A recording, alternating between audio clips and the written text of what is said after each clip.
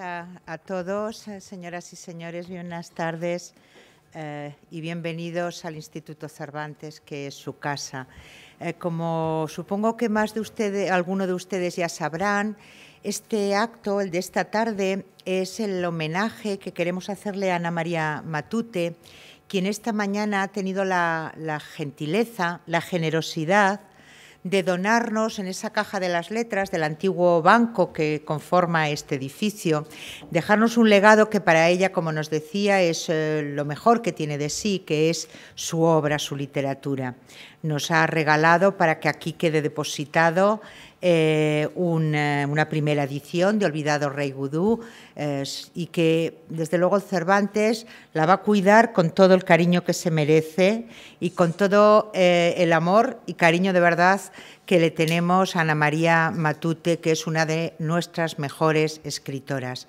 Yo no voy a hacer ninguna semblanza de ella, ya la he hecho esta mañana, que me ha tocado estar allí en un acto muy emotivo, además para mí especial, porque es la primera mujer escritora que ha dejado el legado en la caja de las letras y ahora le corresponde hablar de la vida y de la obra, porque no sé si son muy inseparables, de Ana María Matute. A la misma Ana María Matute va a moderar el coloquio Iñaki Abad, que es el subdirector de Cultura del Instituto Cervantes, y dialogarán con Ana María Matute dos escritoras, Juana Salaver, Espido Freire, y estoy segura que van a sacar lo mejor de nuestra invitada. Así que muchísimas gracias a todos por haber venido y acompañarnos esta tarde. Gracias.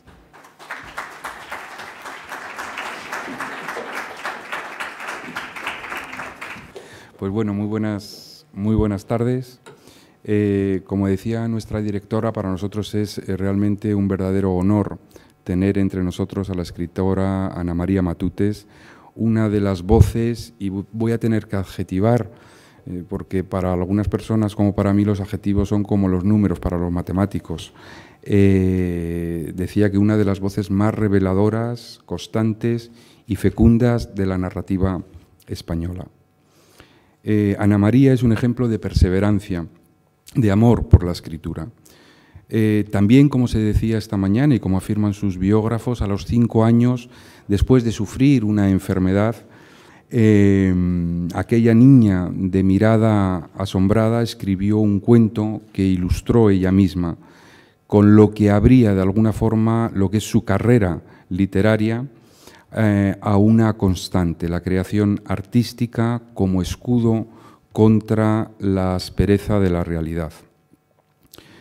Porque no olvidemos que aquella España en la que creció aquella niña, Ana María, pues era una España de tiempos duros, una España que presenció muy de cerca y en los que la magia de las palabras se convertía una y otra vez en un conjuro con el que fue configurando un mundo sensorial, poético y ligero, como diría, ya no me acuerdo, como diría, bueno, es lo mismo, luego me vendrá Italo Calvino, las 5 propuestas para el nuevo milenio. Ambientado con frecuencia, pues bueno, en tiempos de la infancia y de la adolescencia. Ana María Matute es una referencia para todos aquellos que creen que la vida es literatura y que, por lo tanto, hacen de la literatura su vida. Y en ella, en la literatura, pues cabe absolutamente todo aquello por lo que merece vivir y por lo que merece también ser un ser humano. También dentro de la literatura cabe aquello que nos da la dignidad de vivir y escribir, aunque nuestra realidad en la que vivamos sea una realidad indigna, mediocre y cruel, como lo fue la España de los años de la Guerra Civil y los de la posguerra. Quizá todas las realidades sean así, sin posguerras y sin guerras, y frente a ellas solo nos queda la imaginación, la poesía y también el humor, porque también la obra de Ana María pues está salpicada de humor. La obra de Ana María Matute posee el reconocimiento, el cariño y la inteligencia de los lectores de todas las edades. Las nuevas generaciones literarias se reconocen en su poética y títulos como Los Abel, Primera Memoria, Olvidado Rey Gudú o Su última Paraíso inhabitado son parte fundamental y han entrado a formar parte de la literatura en lengua española. En este reconocimiento hemos querido contar con dos escritoras que se reconocen en la obra de Ana María Matute. Por un lado, tenemos a Juana Salaver, que es licenciada en Filología Francesa por la Universidad de Toulouse, ha ejercido como periodista y crítico literario en diferentes medios, en televisión, en Radio Exterior, en El País, en El Mundo. Fue finalista en el Premio Nadal en 1996 con su segunda obra Arde lo que será. En 1998 gana la 9ª edición de Relatos Breves de la UNED con un relato titulado Salvo en la noche. Obtiene en 2001 el Premio Biblioteca Breve con su obra Velódromo de invierno y en 2007 obtiene el Premio Unicaja de novela Fernando Quiñones con su título El Boulevard del Miedo, publicado por Alianza Editorial. Y a mi izquierda, una compaisana de Bilbao, Espido Freire, que estudió música y ópera y se licenció en Filología Inglesa por la Universidad de Deusto. Debutó en 1998 con una novela sorprendente, Irlanda. En 1999 fue galardonada con el Premio Planeta por su novela Melocotones helados. Obtuvo también los premios Ateneo de Sevilla en 2007 por la novela Soria Moira y el NH de Relatos en 2001 por El tiempo huye. Su último libro, publicado este año, es Cartas de amor y de desamor. Espido Freire, además de su profunda y prolífica labor literaria, ejerce también como colaboradora en diferentes medios de comunicación, como radio, muchísimos, no puedo decir toda la lista. Con ellas dos vamos a establecer un diálogo entre ellas, un diálogo con Ana María y un diálogo en el que nos gustaría que todos ustedes participaran para hacer más rico este encuentro. Muchísimas gracias. Yo le cedo la palabra a Juana. Gracias. Buenas tardes. Es un auténtico honor para mí estar en la hermosa casa de Cervantes, estar con Ana María Matute, cuya obra llevo amando desde que era muy pequeña y he además disfrutado de su entrañable amistad porque es probablemente la escritora más generosa de toda Europa. Cuando se empieza... lo estoy diciendo muy en serio. No hay nadie como Ana María Matute. Ella decía esta mañana que Carmen Caffarel ha hecho en un acto muy emotivo con la entrega del legado, ha dicho unas palabras preciosas sobre el terroncito de azúcar en esta bellísima última novela publicada de Ana María Matute, Paraíso inhabitado. Ese terroncito de azúcar del que brota de pronto una llamita como la luz del mundo otro, más allá de la realidad de los gigantes. Y Ana María, con su voz dulcísima y llena de humor, ha dicho: yo me creía maga. Bueno, no es que tú te creyeras maga, es que tú eres maga, una maga de la vida y de la escritura, porque en su obra y en la de todo escritor que se precie, todo escritor que ame las palabras y se sienta entre ellas en su casa del mundo, realmente ese es el paraíso, el hogar de todos. Y la magia de las palabras es también la magia de la vida, porque todos somos lenguaje. Y yo precisamente quería hablar del sentido del lenguaje como imaginario, de la imaginería dentro de la amplia, vasta y llena de intermitencias y de correspondencias sutilísimas de una obra a otra, que es la obra de Tiempos cíclicos de Ana María Matute, que es para mí una obra que es, como escribió Víctor Hugo en La leyenda de los siglos, un mágico alfabeto. Un universo que es de tiempos cíclicos, como he dicho, que es también multiverso, donde todo cobra inmediata animación. Como en Andersen, su gran cómplice, ser el escritor al que ella ama profundamente y que, pese a haber desaparecido, sigue amándola a ella a través de cada página de sus libros. En el universo de Ana María Matute, las lámparas envían sutiles mensajes, como ese terroncito de azúcar que es calor en la mente y corazón, como dice no sobre el terroncito de azúcares, sino sobre otros azúcares, Isabel, un maravilloso personaje de Paraíso Inhabitado, pero es también una obra donde todo lo leído adquiere rango de vivido. Y cuando digo todo lo leído, me refiero incluso a lecturas hechas en el tiempo en que aún no se sabía leer. Niñas como Adriana, el entrañable y poderosísimo personaje de Paraíso Inhabitado, tienen, y así lo dice su espléndida tía Eduarda, tienen otro lenguaje. ¿Por qué? Porque son capaces de pasar. Carmen Cazarella se ha referido esta mañana que Ana María Matute ha ido al otro lado del espejo, como una Alicia de las letras, como una maga de la vida. Bueno, pues todos sus personajes, que por otra parte habitan en un esplendor que está hecho también de oscuridad, como el cuarto oscuro que tú contabas esta mañana, donde la niña, cuando se portaba no mal, sino lo que los gigantes, es decir, los adultos, es decir, no tanto los adultos, porque luego hay otros adultos, y la obra de Ana María Matute está poblada de espléndidos adultos que nunca mataron dentro de sí al niño que alguna vez los cobijó.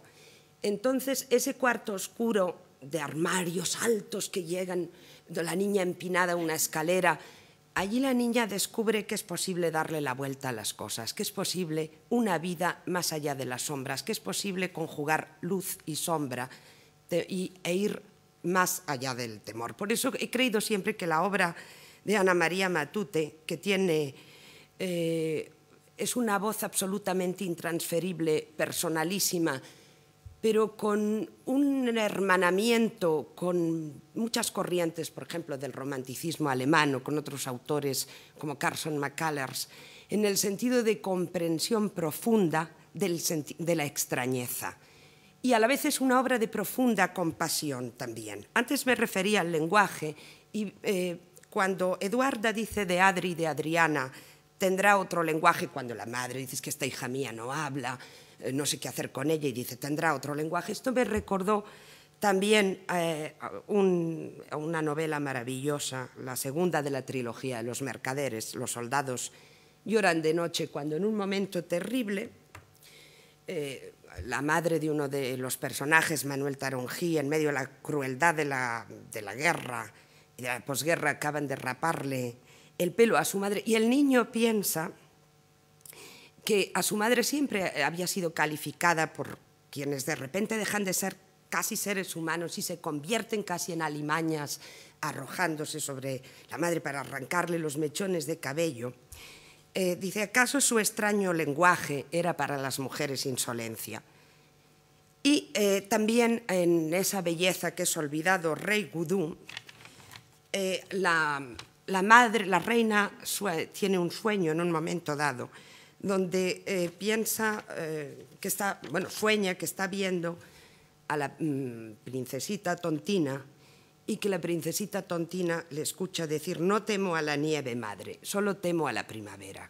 Es decir, que toda la obra de Ana María Matute le otorga un lugar de esplendidez a los diferentes, a quienes han sido nombrados diferentes y en alguna medida excluidos por los demás en ese territorio durísimo de competencia que es, por ejemplo, desde un patio de recreo en la escuela, porque los niños nunca son ñoños, en el caso de Ana María Matute. Por eso también su literatura infantil es una gran literatura.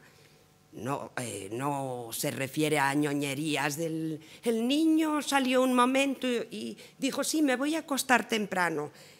No es una obra que pretenda inducir complacencias al lector. Es una obra que inquieta al lector y que a la vez lo subyuga profundamente. Y como he dicho, está llena de correspondencias de unos personajes a otros. Hay un personaje, por ejemplo, en esta novela, Paraíso Inhabitado, que es Teo. Ay, sí, cómo le quiero. Yo lo adoré, con su capa bordada, que cuida del niño Gavrila, el niño ruso. Y ese personaje, por ejemplo, hay secretas afinidades también con otros personajes tuyos, como Esmarinés, Sanamo. Hay siempre en Ana María una profunda capacidad que solo es la de los grandes, la de los Tolstois, la de los Cervantes, la de Dickens, la de los absolutamente grandes, pero muy grandes, de situarse en la voz, la piel, la memoria del otro. De manera que el lector, cuando se adentra en las novelas, en los relatos, también es una espléndida cuentista, de Ana María Matute, siente que va a salir absolutamente transformado. Y eso es lo que consigue las grandes obras, que cuando cerramos las páginas de un libro, hemos empezado ya a ser otros. Como decía Goethe, estamos empezando a ser lo que seremos. Y eso es algo que muy pocos autores consiguen. Y lo consiguen quienes, siendo absolutamente modernos, son también absolutamente atemporales, porque le están hablando a la emoción y al corazón y a la inteligencia. Por eso digo que es un absoluto privilegio leer, por supuesto, compartir momentos de existencia con Ana María, pero leer a Ana María Matute. Cada novela suya encierra todo el mundo, todo el esplendor, pero también toda la negrura del mundo. No son novelas felices, no son novelas incruentas, no son novelas engañosas. Yo llamo engañoso a estas producciones en serie, desdichadamente de día en día más en boga, de gentes que un buen día decidieron que ser un escritor era algo que empezaba a estar socialmente muy bien considerado y que además querían encabezar una lista de bestsellers. No, la gente no se equivoca. Si Ana María Matute gusta a cientos de miles de lectores, es porque la gente sabe que escribe porque sí, como ella dice, porque desde muy pequeña comprendió que había otros mundos y estaban en este, y era cuestión de ir abriendo una puertecita y otra más, e ir siempre preguntándose el porqué de las cosas. Sigue siendo una niña dentro, como digo, no ha matado ni matará jamás a la niña que lleva dentro, pero con la capacidad de evidencia casi profética, la capacidad de intuición, de adivinación de los grandes, lo que Rimbaud llamaba la capacidad de evidencia. Su obra contiene toda una poética de la existencia.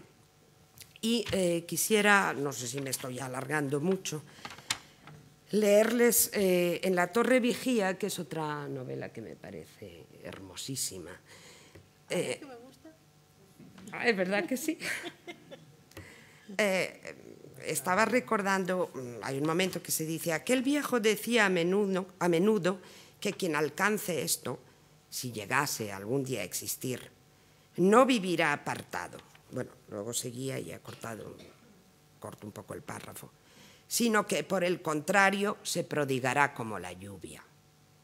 La buena literatura nunca va a vivir apartada, porque la buena literatura le habla al corazón de los hombres, de las mujeres, de los niños, le habla al corazón mismo de las ilusiones y por tanto se prodiga como la lluvia, como lluvia fresca en medio de tanta lluvia ácida, de mala o pseudo literatura que circula por los escaparates de las librerías, pero no dura ni en las memorias ni en las bibliotecas, que son los tesoros que tenemos de recuerdo y de futuro y de porvenir y de pasado en nuestras vidas, porque son también momentos, los momentos mágicos que disfrutamos leyendo cuando éramos niños, en el momento espléndido de la juventud en que todavía creíamos que era posible decidir, cambiar los enfoques, las visiones, nuestro mismísimo ser.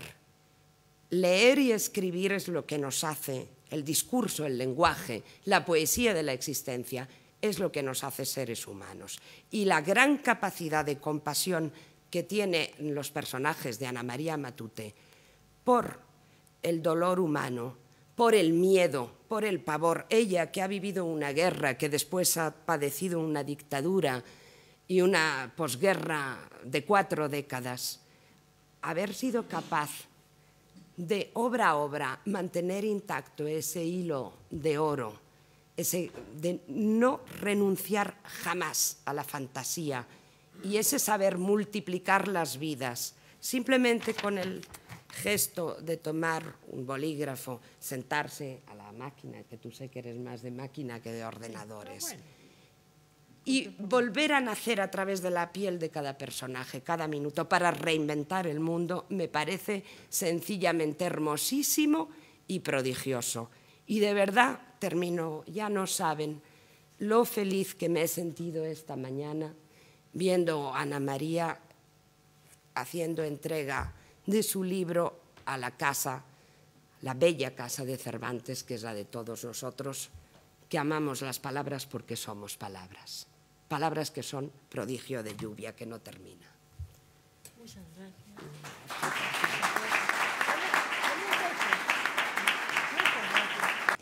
Buenas noches. Es para mí un placer encontrarme con dos escritoras de dos generaciones tan distintas a la mía, pero a las que admiro, no voy a decir por igual porque hoy la protagonista es Ana María y por lo tanto dejaremos a Juana para una ocasión posterior. La estaba escuchando con muchísimo placer, estaba escuchando el entusiasmo al que nos tiene acostumbrados y su elocuencia y mientras tanto pensaba que cambiaría en cierta medida mi intervención en esta mesa, ya que ella ha hablado principalmente de las cualidades en abstracto de la extensísima obra de Ana María.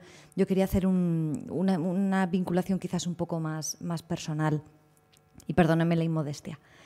Yo he descubierto en 3 ocasiones a Ana María Matute. En la primera tenía 6 o 7 años y le robaba los libros a mi hermana mayor. Y en uno de esos libros de lectura obligatoria encontré una historia. Como suele ocurrir, el nombre del autor de esa historia estaba al final y yo aún no sabía quién era Ana María Matute. Pero en esa historia se hablaba de niños en ese lugar tan confuso de casi la adolescencia. Y era una guerra entre niños. Se acercaban unos niños oscuros en medio del polvo del camino y venían a atacarnos a nosotros. Y por lo tanto había que defenderse. Y en esa defensa se podía llegar hasta lo más cruel. Y lo más cruel fue atacar a uno de esos niños. Y cuando ese niño negro, oscuro, esa especie de demonio, estaba cerca, de pronto se descubría que tenía los ojos ligeramente azules o verdosos y que debajo de la mugre había un cabello dorado y que no era más que un niño como nosotros. Y nos alejábamos diciendo, no es más que un niño, no es más que un niño. No he olvidado ese cuento y creo que es uno de los que en toda la historia de mis lecturas me ha impresionado más. Porque efectivamente hablaba de la realidad que en aquel momento, en el patio del colegio, como decía Juana, yo estaba viviendo. Y hablaba sobre todo de que el otro era yo y de que yo, en esa narración en primera persona del plural que empleaba Ana María, era también yo. Y en ese juego de espejos en el que teníamos por fuerza que emplear la empatía, incluso aunque no supiéramos qué significaba, o la compasión, aunque nos fuera tan ajena, empecé a aprender yo qué era el sentimiento y qué era la palabra que lo definía. Unos años más tarde, cuando tenía más o menos 18 y entré en la universidad, encontré las obras completas hasta entonces de Ana María Matute, en papel biblia, encuadernado en cuero azul, bastante vetusto, y comencé por primera memoria. Y ahí la lectura era ya distinta, era la de una adolescente casi adulta que tenía claro que quería ser escritora. Y Ana María dejó de ser una maestra en temas de emociones para convertirse en un referente literario claro. En un momento, además, les hablo del año 92, en el que había pocos referentes de escritoras, en el que, sobre todo en España y en lengua española, eran muy pocas las que nos podían servir de ayuda y de guía a las que queríamos comenzar a escribir. Y Ana María lo había conseguido todo y lo había conseguido muy joven. Por lo tanto, no me servía que me dijeran que no se podía. O no me servía que me dijeran que la ambición era preciso guardarla para más adelante. Con el trabajo y con el esfuerzo, con las lecturas, con la creación de un mundo propio, era posible escribir bien. Era posible crear esos universos, esos mundos reducidos y enormes, muy crueles en ocasiones y muy tiernos, en los que ya Ana María Matute se había introducido con 5 añitos. Por lo tanto, ahí comenzó el ejemplo y comenzó una dura lucha con mi vagancia y mi disciplina, siempre con ella y con algunos referentes más. Juana ha mencionado otro de ellos, Carson McCullers, como guía, como destino. La tercera vez que descubrí a Ana María Matute fue entre las páginas de un libro muy, muy grueso, Olvidado Rey Gudú. Olvidado Rey Gudú fue la primera lectura de adulta que yo tuve, inédita, de Ana María Matute. Y tuve la suerte en aquella ocasión de encontrármela en una conferencia. Yo todavía era inédita, no había escrito, pero me acerqué y le comenté que en pocos meses publicaría. Y confirmo lo que Juana ha dicho. La generosidad, la simpatía, la cercanía de una veterana, de alguien a quien yo admiraba tanto, hacia alguien que no era nadie y que sigue sin ser gran cosa, fue deslumbrante. Pero es que cada una de las páginas de Olvidado Rey Gudú a mí me sirvió y me marcó, no ya antes en el tema de los sentimientos, no ya como un referente como escritora, sino como una lección humana. Hay un personaje al que Juana no ha hecho mención, pero que sin duda es uno de mis preferidos dentro de su obra, el trasgo. El trasgo es delicado y es fuerte y es humano y está lleno de debilidades y poco a poco va desapareciendo. Se va integrando en algo que lo hace más humano y que por lo tanto lo destruye. Y por otro lado está esa reina con ojitos de ardilla y llena de inteligencia, que es la amiga inseparable del trasgo y que se va convirtiendo en lo opuesto al trasgo. ¿Qué elegir? ¿Hay que ser fuerte o hay que ser vulnerable? ¿Cuáles son finalmente las lecciones que nos va dando la vida? ¿Hay alguna salvación posible? ¿Hay alguna forma idónea de tomar decisiones? Cuando terminé Olvidado Rey Gudú, y es una novela que he leído en varias ocasiones, descubrí que cuando se habla de la vida no se puede andar uno por las ramas, no se puede simplificar. Y en una verdad se ocultan 1000 mentiras, pero es que si no es a través de la mentira no vamos a llegar a según qué verdades. Y sobre todo las distintas versiones de una historia que los distintos personajes ofrecen, si les escuchamos con atención en las páginas de Ana María, hablan de una complejidad vital, de una complejidad emocional que pocas veces captamos como tal. Sentimos una faceta del diamante. La literatura nos permite experimentar prácticamente todos esos prismas. Y según vamos avanzando en la vida, la lectura cambia. La lectura de estas novelas, la lectura de cada uno de estos cuentos va variando. De una forma misteriosa, como los pozos se condensan en el fondo del vino, o sencillamente como los sedimentos van llenando el lecho del río. Y el lenguaje poético que emplea Ana María me permite a mí emplear a su vez estas metáforas. La modernidad de estas lecturas es tal que en muchas ocasiones yo he recomendado a padres angustiados que no leyeran manuales de autoayuda, que no aprendieran cómo decir no a los niños o poner según qué límites, que leyeran alguna de las obras de Ana María en la que los niños son los protagonistas. Porque olvidamos muy rápidamente qué significa ser un adolescente. Olvidamos muy rápidamente las complejidades y las decisiones y la importancia de cada minuto en la infancia. Todo es presente. Y eso nos une a la manera de narrar contemporánea. Cada una de las palabras está marcando ese instante. La percepción que tenemos en cada página es ahora y es para siempre. Del mismo modo en que los niños captan el aquí y el ahora. Todo es terrible, todo es responsable, pero todo es magia. Todo puede cambiar de un momento a otro. De adultos nos aferramos a rutinas y hay un desgarro muy especial en los niños y en los adolescentes de Ana María que se hacen mayores. Como el trasgo, olvidan algo, ganan algo y pierden algo. Y nos queda la certeza, o por lo menos la sensación autobiográfica, de que lo que hemos perdido es más de lo que hemos ganado. Que esa percepción mágica de descubrir chispas y realidades y colores en cualquiera de las esquinas ya no perdura.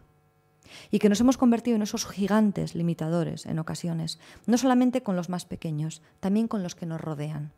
Es muy difícil hoy por hoy atreverse a soñar. Y el sueño, además, está absolutamente infravalorado. La fantasía sigue siendo uno de los temas pendientes en la literatura española. A mí me alegró extraordinariamente el discurso de ingreso en la Real Academia que Ana María dio, porque hablaba del cuento infantil. Hablaba de uno de los compendios de sabiduría más importantes que nos ha legado la humanidad. Y el cuento infantil, el cuento de hadas, lo encontramos en Andersen, pero también en Perrault, con esas pequeñas variantes, a veces de crueldad y a veces de sana sensatez. Pero también lo encontramos en Oriente, lo encontramos traído de la mano de las 1001 noches, con toda esa influencia oriental y esas metáforas que luego encontraremos en las páginas de esta autora. Y las enseñanzas, en apariencia solo de princesas y de hadas y de bodas y de zapatos perdidos, de los cuentos de hadas, en realidad son lecciones de supervivencia. Cómo casar a la niña, cómo sobrevivir frente al invierno, cómo escaparse de la bruja y dónde está la bruja. Y sobre todo, en qué momento descubrimos que nos hemos convertido en brujas. En qué momento somos madrastras. En qué momento el niño intrépido que era capaz de escalar a través de una habichuela mágica se ha convertido en el gigante capaz de comerse crudo a quien tiene enfrente. Las lecciones de los cuentos son esqueletos cubiertos de hojas muy extrañas. Exactamente igual que estas obras que ahora van a perdurar tiempo en esta casa gracias a la entrega del legado. En Olvidado Rey Gudú, pero también en Paraíso Inhabitado, pero también en Los Abel, en cualquiera de las obras del inicio y de esta espléndida madurez de Ana María, seguimos encontrando confusa la historia, pero muy, muy clara la pena y muy clara la alegría. Yo poca cosa más tengo que decir. Únicamente quería felicitarte, Ana María, y quería agradecerte no solamente el legado que dejas aquí, sino la huella que tanto a Juana como a mí nos has permitido que sigamos. Muchas gracias a todos.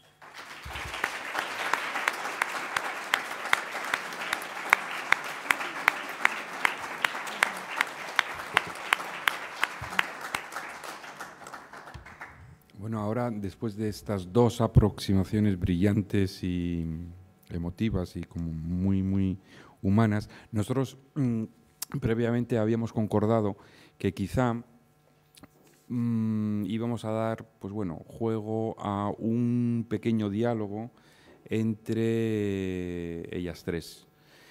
Un diálogo que, por supuesto, está abierto a todos ustedes. Simplemente tienen que levantar la mano y pedir el micrófono y participar en este diálogo. Yo no sé quién de las dos quiere romper hacer la primera pregunta, o quién de las tres, Ana María.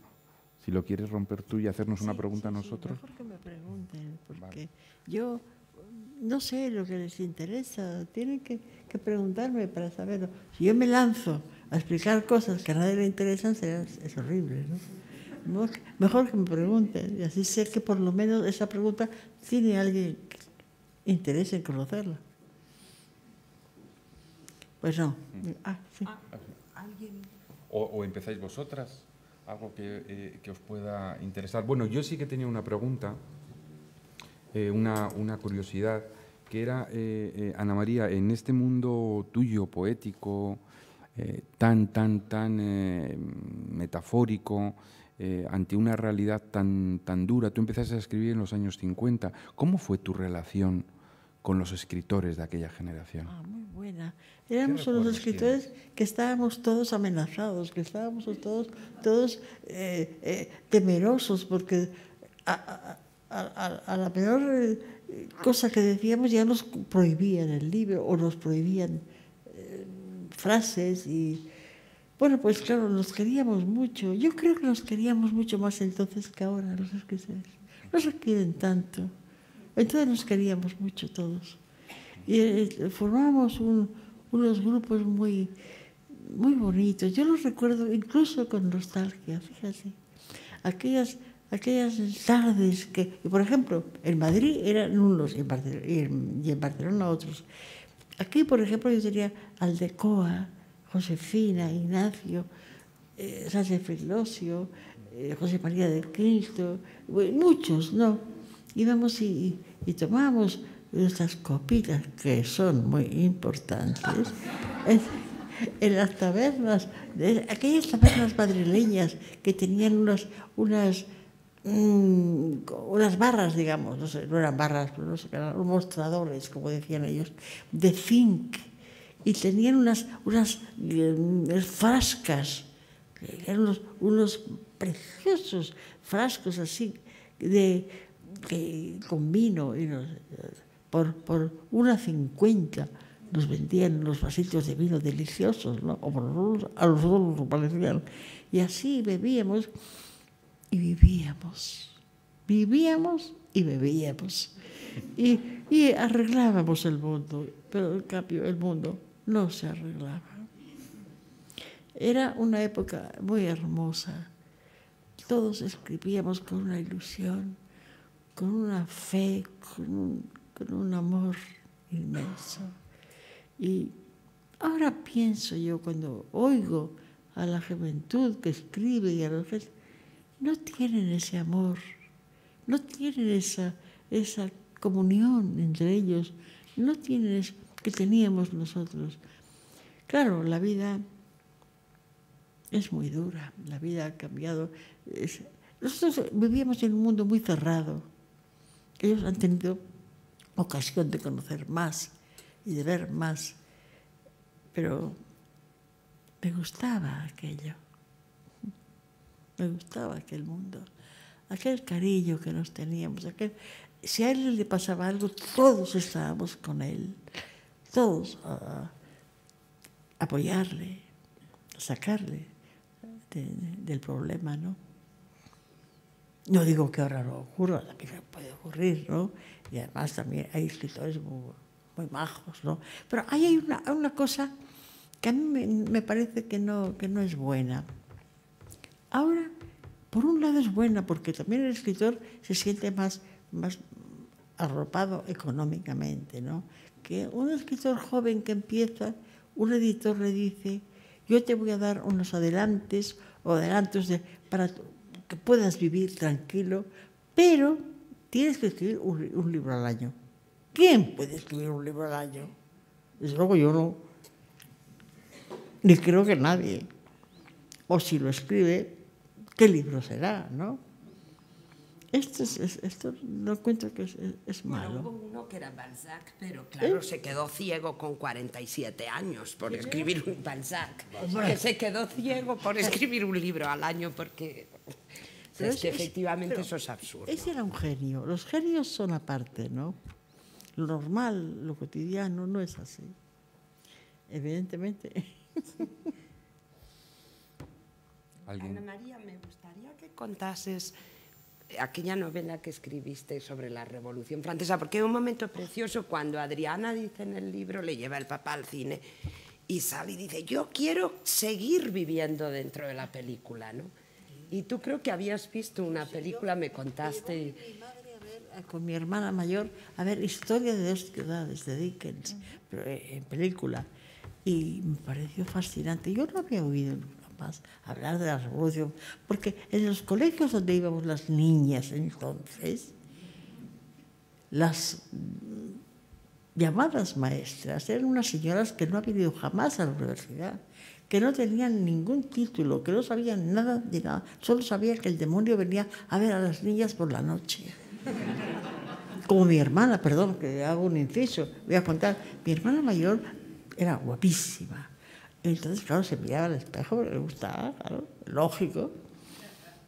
Y le decían: vendrá el demonio y te tirará de los pies. Y mi padre, que lo había oído eso, a él no le gustaba nada de eso, llegó y le dijo: mira, niña, sentado en su camita, vivíamos y dormíamos en el mismo cuarto, se sentó en su camita y yo mirando. Decía: mira, niña, el diablo no viene a ver a las niñitas.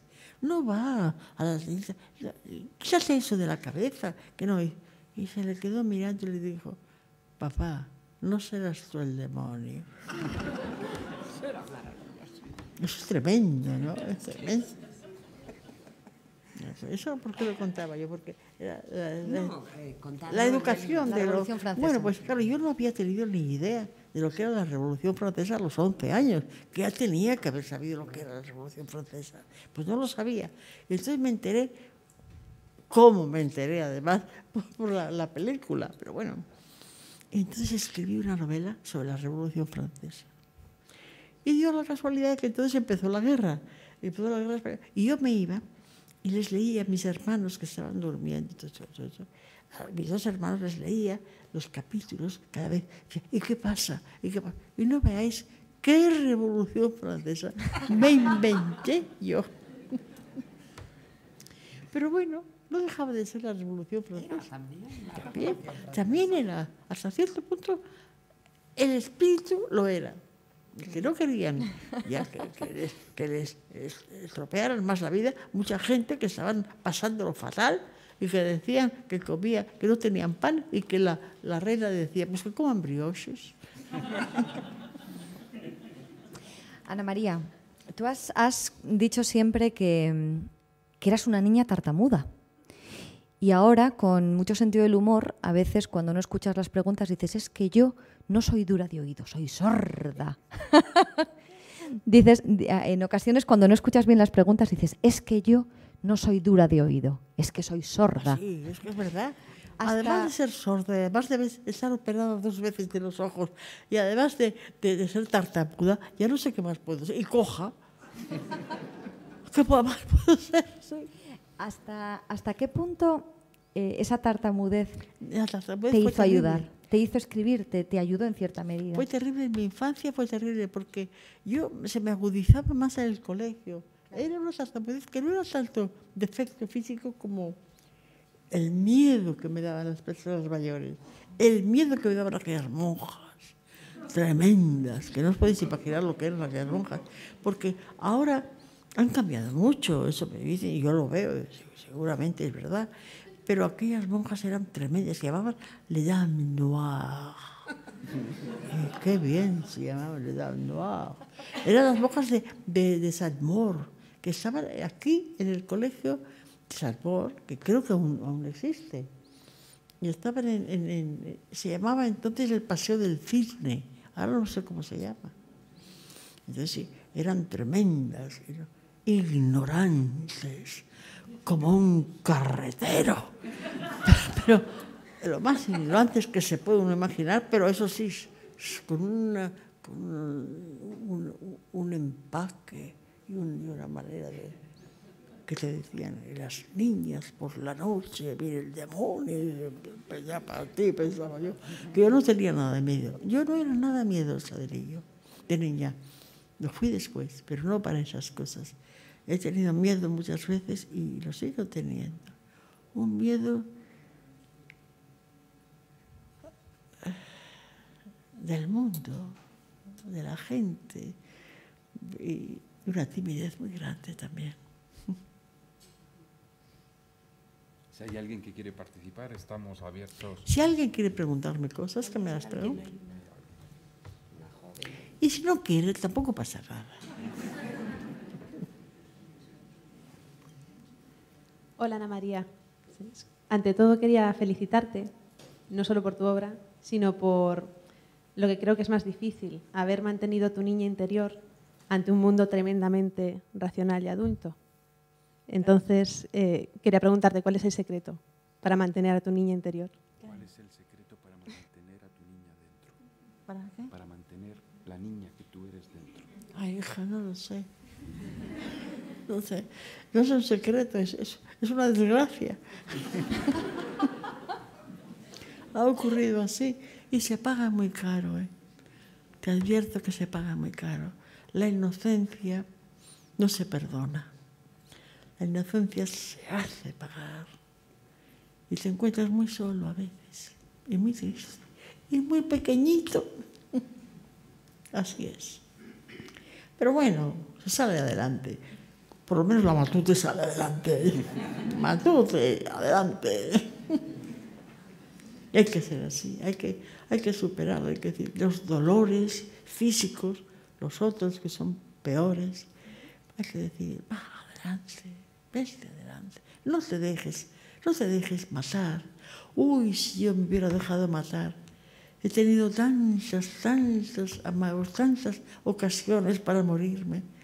Y me he muerto muchas veces, pero he resucitado. Hay que hacerlo, hay que resucitar. Hay que decir, no vais a poder conmigo.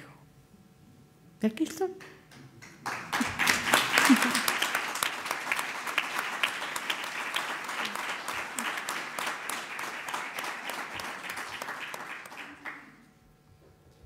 ¿Alguna pregunta más? No, mejor con el micrófono porque como... Es que, de todas formas, yo no lo voy a oír, pero tendrá que traducir al sordo. No importa, lo voy a hacer muy sencillo para poderlo entender yo misma, lo que quiero decir, porque es una idea un poco complicada. A mí me gustaría saber ese denominador común que ha tenido toda su vida de conservar la infancia, la diferencia que al margen de eso ha habido entre la niñez, y sobre todo me importa mucho la Ana María Matute de la madurez. Esa que, bueno, yo también me considero que ya he pasado de alguna forma, que es otra, esa etapa del medio de los 40 años. ¿Cómo se sentía en aquel momento Ana María Matute? Bueno, a los 40 años yo me desprendí de un pasado, digamos, bueno, porque vamos a ser de un marido, vamos. Que vamos a dar con eufemismos. Me desprendí de un marido que había sido desastroso y que me había hecho la vida imposible, que mi hijito, que tenía 8 años, y dije, bueno, ¿hasta qué hemos llegado? Se acabó. Y entonces me separé. Y fue tremendo, porque en aquella época no teníamos estas leyes, teníamos otras. Entonces mi niño, que tenía 8 años, y cualquier madre que haya aquí, y aunque no sea madre, sabe lo dulce, lo tierno, lo maravilloso que es un niño de 8 años. Y que te lo quiten, pues se lo daban al padre, de entrada. Tú tenías que demostrar que eras una, como decíamos en Cataluña, una dona con cal. Una dona con cal, que era una mujer como Dios manda. Yo no sé lo que Dios mandaba por aquella época, pero no era yo, por supuesto. Entonces tenías que luchar con los abogados, con eso, tenías que ir, que te examinaran unos señores, unos curas tremendos con caras cerúleas, que se miraban y se decían las rodillas, ¿sí? Y yo dije, no puedo, me duelen las rodillas. Y te preguntaban cosas increíbles, ¿no? Bueno, total, que se lo dieron al padre, de entrada, hasta que yo demostrara que era una dona con cal. Y entonces, pues yo pasaron 2 años, casi 3, viendo. Tenía una suegra muy buena, nunca me cansaré de hablar de ella bien, porque fue una mujer muy extraordinaria conmigo. Era francesa, por cierto, era española. Entonces me dijo, tú verás a tu hijito siempre que quieras. Porque él, eso sí, se quitaba, para él, el niño quitármelo a mí, pero él se lo dio a su madre, claro, él no. Entonces me dijo, tú lo verás siempre que quieras. Iba al colegio el niño, los sábados y los domingos irá contigo. Yo lo llevaba conmigo, lo iba a buscar. Yo lo llevaba al mejor cine, al mejor teatro, al mejor restaurante, lo que yo me gastaba, todo el dinerito que tenía. Y cuando nos despedíamos, me decía, mamá, ¿cómo quedamos? Él sabía perfectamente cómo, que no sería hasta el sábado siguiente. Y decía, mira, el sábado, sí, mamá, sí. Y era horrible, yo lloraba. Y una vez me acuerdo que un taxista que nos había visto, yo lo abrazaba, porque además cuando subíamos por la calle había unos faroles y había una sombra nuestra que subía y bajaba, subía, y él me decía, mira mamá, mira cómo subimos, mira cómo subimos. Yo lo cogía, lo abrazaba y lo besaba. Y me dijo el taxista, ¿cómo quiere a este niño? Dije, hombre, ese es mi hijo. ¿Cómo lo voy a querer? Ya lo he notado, ya. ¿Qué le pasa? Digo, pues mire, que le dije, y me dijo, no se preocupe, que pronto cambiará. Esto, 50 años ahora. Pero bueno, él me dijo, pronto cambiará. No 50, no 30 o 40, no me acuerdo ya. Y entonces me dijo, no me cobró, y me invitó, ¿quiere tomarse un coñac conmigo? Y digo, sí, por supuesto. Me tomé un coñac con él y mira, no le cogí la matrícula. Y es una de las cosas que tengo clavadas en el corazón. ¿Por qué no le cogí la matica y le di las gracias? Siempre me acuerdo de aquel hombre. Era un señor mayor con el cabello blanco. Y no sabes el bien que me hizo. Lo suave, que fue como una lluvia buena, beneficiosa, ¿no? Sobre el campo. Estaba yo tan triste. Aquello era parte de la posguerra. Había cosas mucho peores que esta, por supuesto. Y también que los libros fueran censurados, que teníamos que censurar, los libros censurados, que a mí me censuraron, por ejemplo, teniendo a mi niño con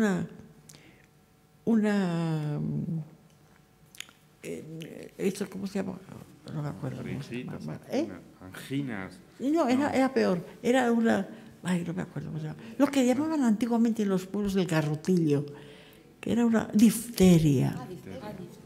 Y yo no tenía dinero, él se lo gastaba todo en puros. Y lo pasaba muy mal. Y el libro era que se llamaba Luciérnagas, lo tenía yo porque era el que me iba a dar el dinero para afrontar todo lo que yo tenía. Y me lo prohibió. Ya lo tenía contratado con la editorial, todo prohibido. Y me quedé entre la luna y yo, no había nada. Y estas cosas me han pasado muchas veces y he sufrido mucho y he tenido momentos muy tristes en mi vida. Ahora, eso sí, he sido feliz como poca gente. He tenido una vida feliz, maravillosa, porque luego conocí a una persona, cuando me separé, que no veáis lo que fue la separación también de aquella época. Bueno, pues, tuve también la suerte de conocer tú lo conociste. Era una persona extraordinaria, y con la cual viví 28 años y fui muy feliz. De modo que ese cuento acaba bien.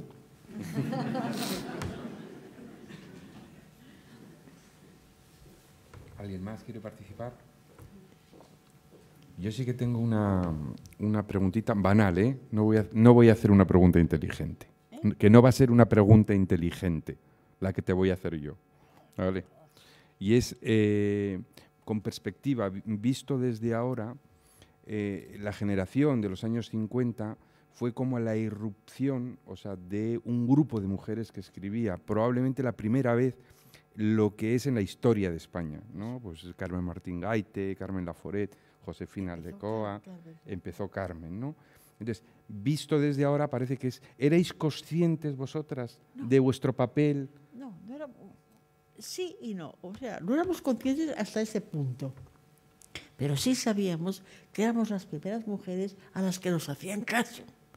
Y esto era muy importante también, ¿no? Y nos sentíamos muy felices y nos apoyábamos mucho las unas a las otras.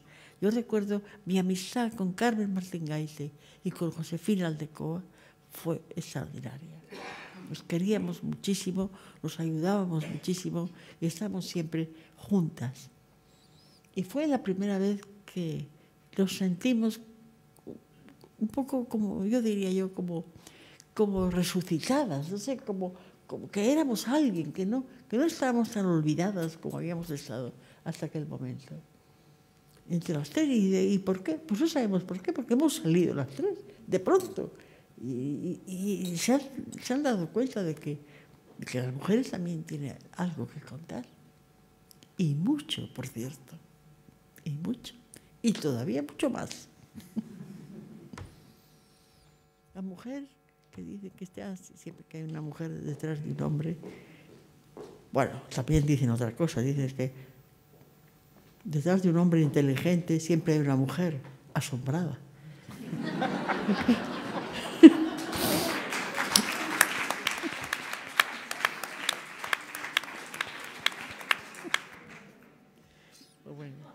Sí, yo la verdad... Tampoco es verdad eso, pero bueno, tampoco es verdad. Hay hombres maravillosos, como por ejemplo, se habla mucho del maltrato femenino, que es horrible, que yo estoy indignada, y como toda mujer y como todo hombre. Pero hay muchos hombres también maltratados. Por favor, No hagamos compartimentos estancos. Pensemos que hay muchos hombres maltratados y que hay muchas mujeres también que son unas malas bestias. Hombre, pues sí, ¿por qué no vamos a negarlo? Que tratan muy mal a los hombres. Y, por ejemplo, el sentido de la maternidad, que se habla tanto del sentido de la maternidad de la mujer, que es verdad. Porque el sentido de la maternidad es, por ejemplo, para mí es magia, es un milagro. Yo, por ejemplo, perdón, un inciso, cuando yo tuve a mi hijo, no lo relacionaba con las efusiones que yo había tenido con mi marido. No, era un milagro. Era una cosa increíble. Bueno, pues hay hombres que también lo sienten, y los conozco yo. También sienten la paternidad de una manera muy fuerte. Esto no hay que olvidarlo. Y esto en este libro, por ejemplo, se ve. La niña que tiene por primera vez un día con su padre, que están separados ya, se da cuenta de la soledad de aquel hombre, la enorme soledad de su padre. Yo he intentado hacer un homenaje al padre también en este libro, en ese momento. Pero bueno, ya está. Gracias. No lo hago para que me aplaudan. Sí, Ana María, quería preguntarte por cambiar un poco de registro y preguntarte por la cocina de la novelista. ¿Cómo haces una novela a grandes rasgos? Es decir, tú has escrito muchas novelas, libros de cuentos. A lo largo de ese tiempo has comprobado que siempre hay una práctica igual, es decir, la novela nace de la misma forma y la desarrolla de la misma forma, o cada novela es hija de un proceso distinto. Bueno, no sé. No sé. La verdad es que no lo sé. Pues sí. Debe ser igual, porque de repente tienes una necesidad muy grande de escribir, de decir algo, de explicar algo, que puede ser un cuento, puede ser una novela, puede ser... Pero que tienes una urgencia muy grande de explicar, y entonces te pones a escribir. Porque yo no soy de escritora de un libro al año, no, yo no. Yo escribo cuando realmente no tengo más remedio que escribir, que es algo que me empuja, ¿no? Entonces sí, suele ser, por lo menos, muy parecido. La motivación es muy parecida. Ahora, cada libro tiene su estilo, tiene su forma, tiene su tono. Es como una sinfonía, yo lo he dicho muchas veces. Lo que más me cuesta a mí, cuando me pongo a escribir un libro, es el arranque, el principio, la primera frase. Es como encontrar el tono de una sinfonía, ¿no? Porque cada libro tiene su tono, su forma, su música. Por ejemplo, este libro, hasta que no di con... Nací cuando mis padres ya no se querían, no, rompí muchísimos folios. Y también con primera memoria, me acuerdo, hasta que di con mi abuela, tenía el pelo blanco, crespado sobre la frente como un aire de cólera. Pues sí, ahí empezó el libro. ¿Dónde te sientes? Pero hasta que no das con la primera frase, con el clic, con el tono, ¿no?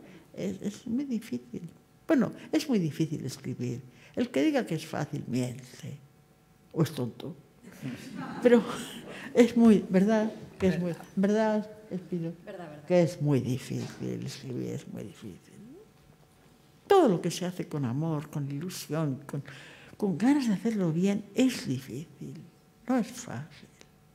No es fácil. Y encima, a lo mejor te sale mal, de modo que... Pues bueno, ya hemos hablado mucho, ¿no? ¿Alguna pregunta más?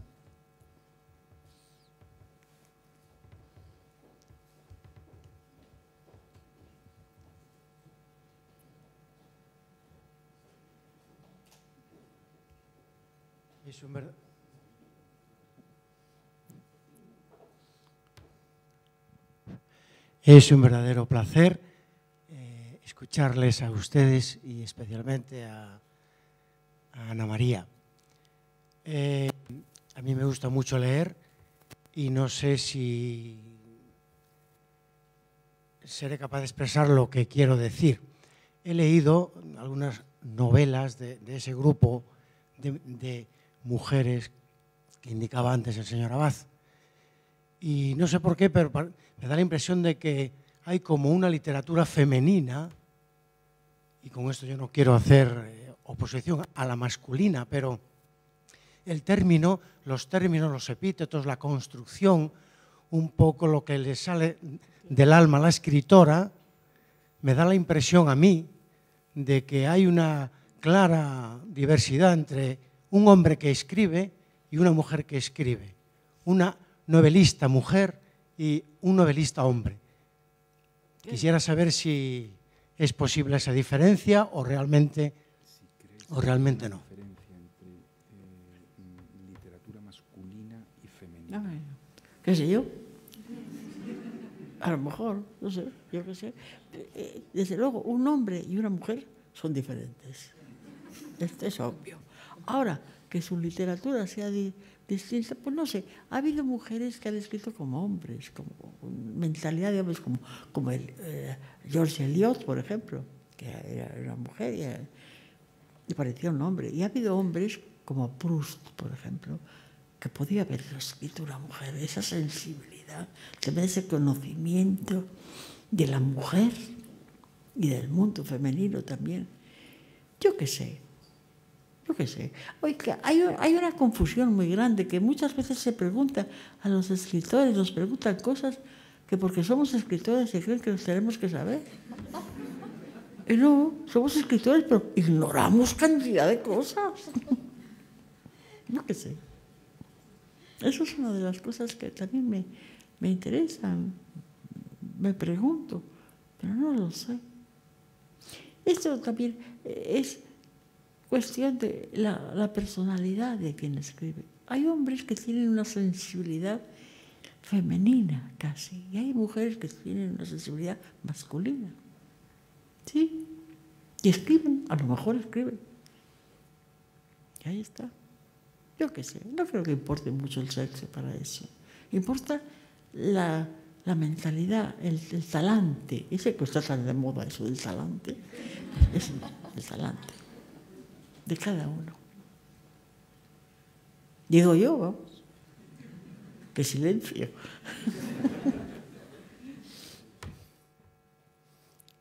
¿Alguna pregunta más?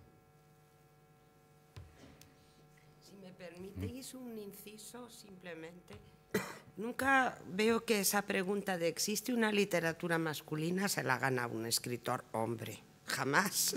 Pero no falla en cuanto es escritora mujer. ¿Cree que existe la...? Es que es curioso, deberíamos de pensar por qué nunca a los hombres se les pregunta si ellos hacen o creen en la literatura masculina. No, porque claro, como normalmente siempre han escrito ellos. Claro. Buenas noches. La pregunta era, siguiendo desde el punto de vista de un lector, me ha interesado mucho la relación del mundo infantil. A mí siempre me ha parecido que el mundo infantil no es un mundo ideal más que visto desde el adulto. Y la pregunta es si la tristeza y la complejidad del mundo infantil está un poco en contra de esa supuesta era de la inocencia feliz, en la que yo tampoco he creído mucho. Más o menos, he oído algo, pero no del todo. Es complicada, ¿eh? ¿Qué pregunta? Pregunta. ¿Qué es lo que pregunta? Si el mundo de la infancia es un mundo donde cabe la tristeza, la complejidad, las dificultades, o es un mundo de inocencia feliz. No, el mundo de la infancia, que yo sepa, por lo que recuerdo y por lo que he visto a los niños que me interesan mucho el mundo infantil, es igual que el mundo de las personas mayores, pero en pequeño, es igual. Tienen las mismas preocupaciones, tienen la misma tristeza, la misma nostalgia incluso de lo que no han conocido, porque hay esa nostalgia de lo que no se ha conocido. Tienen igual que las personas mayores, pero en pequeñito. Lo que pasa es que es igual. Y la inocencia no tiene nada que ver con eso. La inocencia está porque no han conocido más, porque sus ojitos ven por primera vez todo. cualquier cosa, la ven por primera vez. Esa es la inocencia. No porque la inocencia sea un mundo de bondad y angelitos con estrellitas, no. Es porque se ignoran muchas cosas. ¿De acuerdo? ¿O no?